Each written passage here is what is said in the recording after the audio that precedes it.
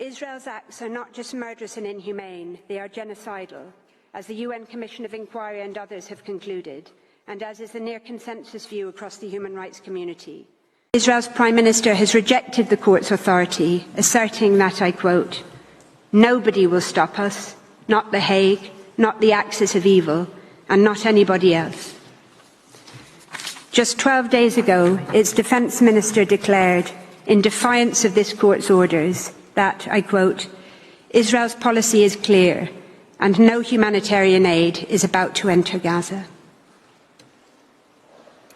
In violation of the court's order to maintain open land crossing points, in particular the Rafah crossing, previously described by the UN High Commissioner as, quote, "the symbolic lifeline for 2.3 million people in Gaza," Israel has closed all crossings, and it has turned Rafah itself, once a refuge for almost 1.5 million displaced Palestinians, into a post-apocalyptic wasteland.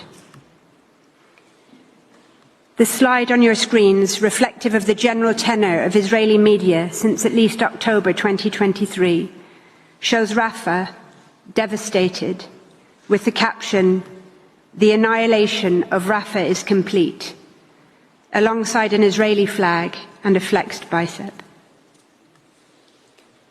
Plans are reportedly underway for Israel to annex 75 square kilometres of Rafah, 1/5 of Gaza, to Israel's so-called buffer zone, permanently.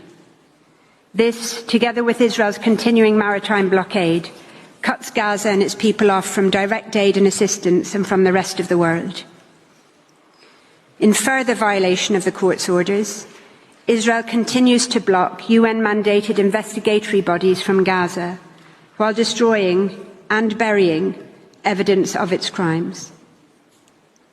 Despite the extraordinary efforts of Palestinian journalists, who are themselves repeatedly targeted and killed, so much remains undocumented. As stated by UNRWA's Commissioner General, I quote, "I shudder to think of what will still be revealed about the horrors that have taken place in this narrow strip of land."